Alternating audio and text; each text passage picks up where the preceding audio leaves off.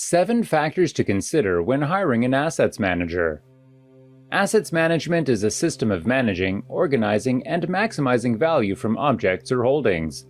These objects or holdings may include cash, inventory, buildings, machinery, equipment, patents, artwork, copyright, and many more.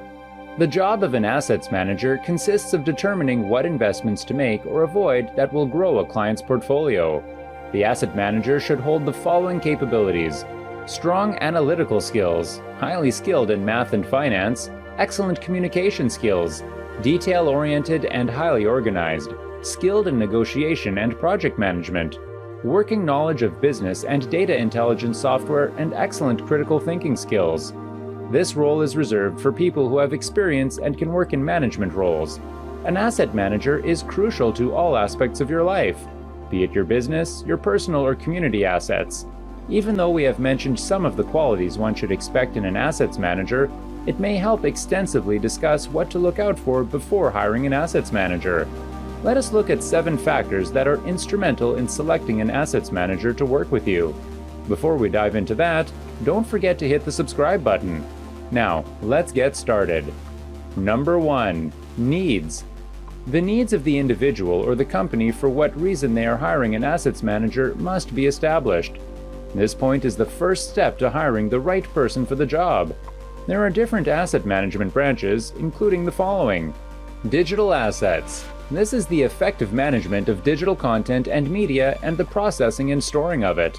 The proper management of digital assets allows accountability in accessing digital assets, easy search of digital items, adequate brand consistency, and valuable information storage, and instantaneous distribution of digital assets. Fixed assets could be plant, machines, and equipment. The management of these assets ensures asset usage, lower maintenance cost, preventive maintenance, and a record of stolen, recycled, and disposed of assets. An enterprise asset is where documentation, inventory records, condition of facilities, and productivity assessments fall.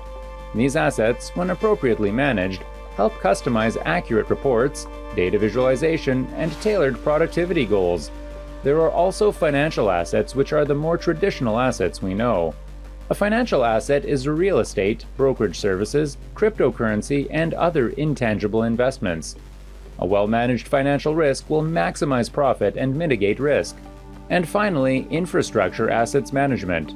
Infrastructure assets may include the more enormous picture assets that are buildings and utility-owned.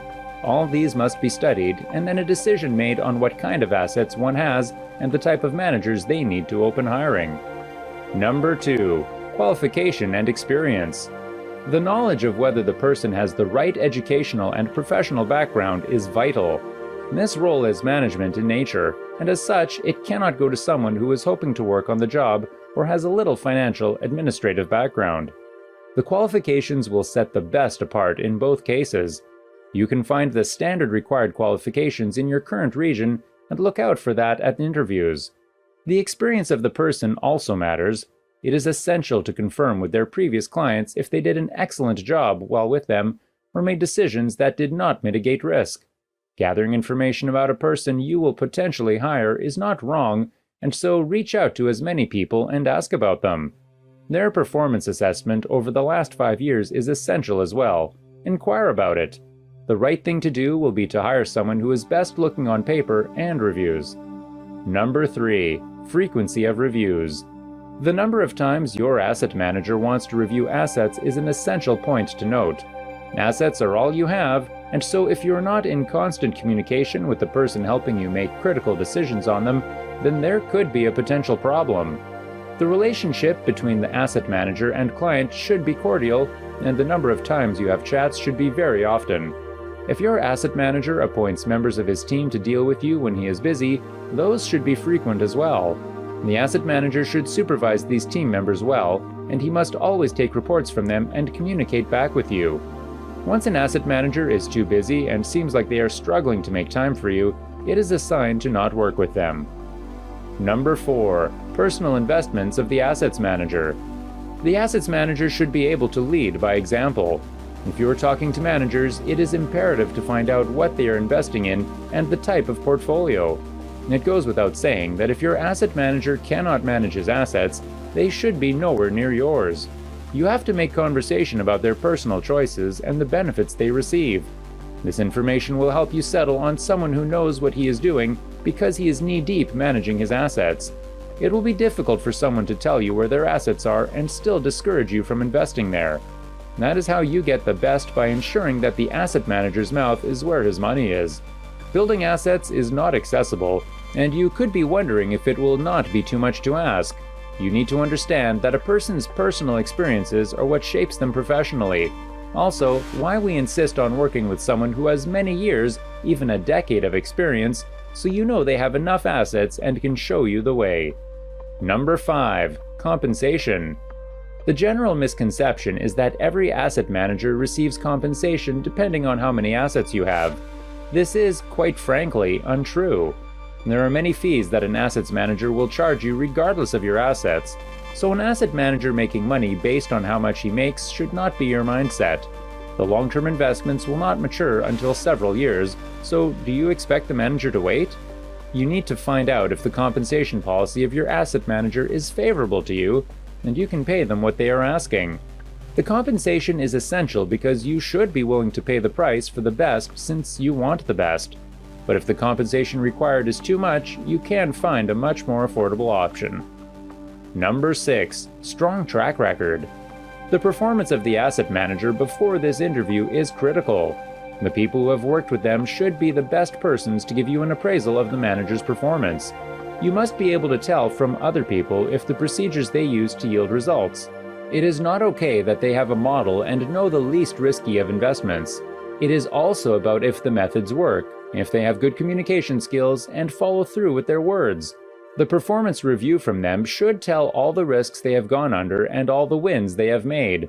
That way, you make a choice based on track record and positive versus adverse decisions taken. Number 7. A portfolio that works for you. When you are satisfied with the background and track record of the candidate for asset management, you must check to see if they have a portfolio that works for you. A portfolio is a collection of investments. Everyone who owns assets and wants to manage them wants a diverse portfolio. If the person's options do not align with your interest, they might not be the one. So if the manager is only talking about digital currency while you want real estate investments for the long term, and they are not willing to meet you halfway, that is a sign. The possibility of someone administering your assets and maximizing profits for you are limitless. So it is a step in the right direction to consider hiring an assets manager. First, however, you must look out for some key points like your needs, educational and professional background, frequency of reviews, compensation, track record, and a diverse portfolio that suits you. These factors will lead you to the best manager for your assets. So go along today and start the search for an asset manager. Please share with us your experiences with asset managers. It will be good to know what asset managers think about this list that we have curated. So kindly tell us all about your experiences in the comments. Please give the video a thumbs up if you enjoyed it.